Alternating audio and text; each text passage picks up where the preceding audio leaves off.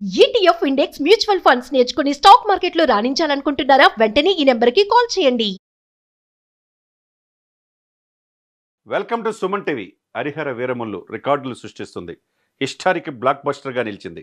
ఎందుకంటే మొదటి రోజే 35 కోట్లు అది అడ్వాన్స్డ్ సేల్స్ అయింది. రెండో రోజు గ్రాస్ పరంగా 45 నుంచి మొత్తం కలిపితే 75 కోట్లు కలెక్షన్ చేసిందంటే మరి దాన్ని బట్టి అర్థం చేసుకోవచ్చు. ఈరోజు శుక్రవారం, రేపు శని, ఆదివారం కలిపితే ఈ 3 రోజులు కలిపితే దాదాపు 200 కోట్లు కలెక్షన్ చేయవచ్చు అనేది ఇండస్ట్రీ టాక్గా నిలబడుతుంది. మరి అంతకుముందు బ్రో సినిమా కావచ్చు, వకీల్ సాబ్ కావచ్చు, తర్వాత భీమలా నాయక్ కావచ్చు, ఈ అన్ని సినిమాల రికార్డుల్ని ఈ హరిహర వీరమల్లు పవన్ సునామీ చెరిపేసిందని అనుకోవాలా. ఎందుకంటే ఈ సినిమా రాలేరనుకున్నారు. సినిమా వచ్చిన తర్వాత మనం చూడని చరిత్రని చాలా చక్కగా కళ్ళగట్టినట్టుగా చూపించగలిగారు. వీరమల్లు పాత్రలో ఒదిగిపోయారు అనుకోవాలా. చాలామంది కొంతమంది ట్రోల్ చేసేవాళ్ళు ఉంటారు. సహజంగా అది మామూలే మెగా ఫ్యామిలీకి. కానీ అవన్నీ పటాపంచలు చేస్తూ అన్ని వేళ ఆంధ్ర, తెలంగాణ కాకుండా మొత్తం దేశవ్యాప్తంగా కాకుండా ప్రపంచవ్యాప్తంగా ఈ పాన్ ఇండియా మూవీగా పవన్ కళ్యాణ్ గారు ఫస్ట్ సినిమాగా ఎక్కడ భయపడకుండా మనం చూడని చరిత్రని మనకు చూపించారని అనుకోవాలా. ఎందుకంటే ఆ రోజు మొఘల్ పెత్తనం, ఔరంగజేబు యొక్క నియంత్రిత ధోరణిని ఎదిరించి పోరాడిన ఈ యొక్క సన్నివేశాలు, ఆ రోజు మొఘలు ఏ విధంగా క్రూరంగా ఉంటారనేది చూపించగలిగారు ఈ సినిమాలో. మొత్తానికి ఎవరు ఊహించిన విధంగా సినిమా నిన్న రిలీజ్ అనుకుంటే మొన్ననే అడ్వాన్స్డ్ ఎక్కడెక్కడ స్పెషల్ ప్రీమియం షోలు 9:30కే పడినాయి. ఉభయ తెలుగు రాష్ట్రాల్లో, అమెరికాలో పడినాయి. దాదాపు ఆ కలెక్షన్స్ 35 కోట్లు అంటే నిన్న సినిమా గ్రాస్ పరంగా చూస్తే 75 కోట్లు కలెక్షన్ చేసింది. కాబట్టి సినిమా బాగుంటే ఎవరైనా ఆదరిస్తారు. ప్రేక్షకులు, సినిమా ప్రేమికులు చూస్తారు.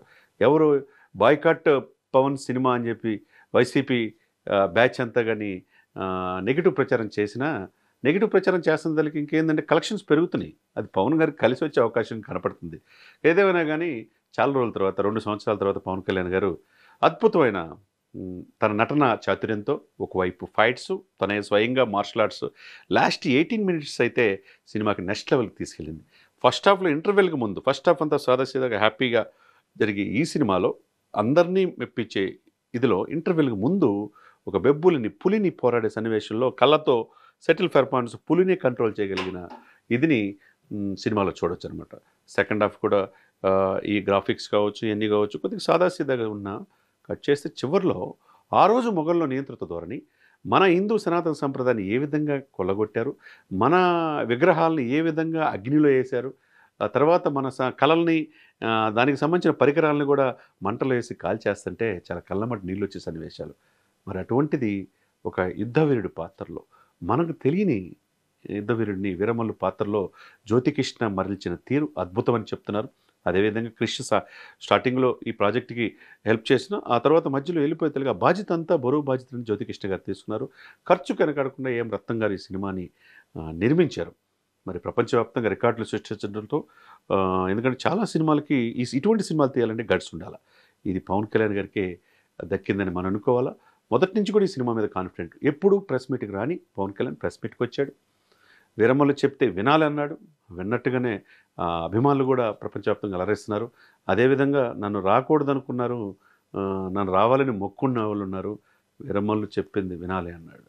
నిజమే. ఆ రోజు రాజకీయాల్లో కావచ్చు, ఈరోజు సినిమాలో కావచ్చు, రెండింటిని కూడా 100% సక్సెస్ అయ్యాడు పవన్ కళ్యాణ్ గారు అనుకోవాలా. ఎన్నో అవరోధాల మధ్య, ఎన్నో అవహేళన మధ్య, ఎంత బ్యాడ్ ప్రాపగాండా చేసినా ఈ సినిమాకి పాజిటివ్ టాక్ రావటం ఇండస్ట్రీ అదృష్టంగా భావించాలా. ఇండస్ట్రీ నాకు కూడిపెట్టింది. ఇది వారసత్వంగా వచ్చేది కాదు. నా బిడ్డకైనా కష్టపడితే ఇండస్ట్రీ నిలబడగడం అనే ఇది చాలా చక్కగా చెప్పగలిగాడు. నిన్ననే దసపల్లలో సక్సెస్ మీట్లో కూడా మేము కూడా పాల్గొనడం జరిగింది. దాంట్లో చెప్పాడంటే హిస్టారిక్ బ్లాక్ బస్టర్, మేము అనుకున్నది రీచ్ అయ్యాం. పార్ట్ 2 కూడా 20-30% పూర్తయింది. పార్ట్ 2 కూడా రాబోతుంది అనేది అవతల విమర్శనవాదులకు కూడా డైరెక్ట్గా బుల్లెట్ కాల్చినట్టు అనిపించింది. పార్ట్ 1తోనే ఇది చేద్దాం, ఇక్కడ ఆపేద్దాం అనుకున్న వాళ్ళకి పార్ట్ 2లో ఇంకా ఎలా జరగబోతుంది, భారత సంస్కృతిని ఎలా మొఘలాయులు ఔరంగజేబు కాలంలో విచ్ఛిన్నం చేశారనేది తెర మీద చూపిస్తున్నారు. అది ఎప్పుడు వస్తుందని ఆసక్తితో ఎదురు చూస్తున్నారు. ఎక్కడ భయం అనేది లేదు, ఎక్కడ డిప్రెషన్ అనేది నాకు లేదు. సక్సెస్ని ఎంజాయ్ చేద్దాం, మీరు భయపడకండి, మీరు ఎక్కడ కూడా ఇదవద్దు. ఎవరైతే ఈ సోషల్ మీడియాలో ట్రోల్ చేస్తున్నారో దాన్ని డైరెక్ట్గా ఎదుర్కొనే సత్తా మీరు రావాలి అని చెప్పేసి వాళ్ళు కూడా ఆ సైనికులు, జన సైనికులు కూడా, అభిమానులు కూడా సిద్ధం చేశారని అనుకోవాలి. ఏదేమైనా కానీ ఇండస్ట్రీకి మంచి రోజులు. 24 క్రాఫ్ట్స్ బాగుండాలి, సినిమా బాగుంటేనే మనం అందరూ బాగుంటాం. ఏ ఒక్కరిది సొంతం కాదు సినిమా. కాబట్టి ఈ రోజున మనం చూడని చరిత్రని మన ముందు జనరేషన్ కావచ్చు, మన నెక్స్ట్ జనరేషన్, మన బిడ్డలు కూడా చూడని ఆ రోజున యొక్క రాజులు. ఎందుకంటే అశోకుడు చెట్లు నాటాడు అనుకుంటాం, మౌర్య సామ్రాజ్యం కావచ్చు, గుప్తులు స్వర్ణయుగం అంటాం, తర్వాత కృష్ణదేవరాయలు వైభవం విజయనగర సామ్రాజ్యం, పల్లవులు, చాళుక్యులు, చోళులు, ఇవన్నీ ఏమైపోయినాయి? వీటికన్నిటికీ ఔరంగజేబు గొప్పతనం అనేది ఆ రోజు చరిత్రలు ఎలా చూపించారు? అది ఎవరు చూపించడానికి కూడా ధైర్యం ఉండాలి. ఆ ధైర్యం పవన్ కళ్యాణ్ గారు మెండుగా ఉంది కాబట్టి ఈరోజు ఈ హిస్టారిక్ బ్లాక్ బస్టర్గా నిలిచింది.